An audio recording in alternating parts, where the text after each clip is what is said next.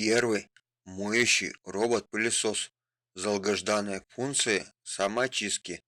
Цена составляет $550.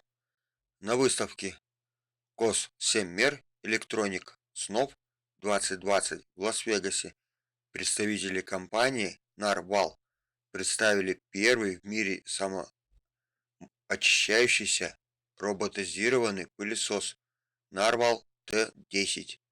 Разработчики Narval T10 отметили, что у робота-пылесоса есть специальный резервуар с чистой водой, так что после того, как он соберет мусор и помоет пол, собрав грязь в отдельный резервуар, он почистит и сам себя, используя чистую воду. Да, в отличие от многих других моделей, представленных на рынке, Narval T10 имеет два резервуара для воды, чистой и грязной.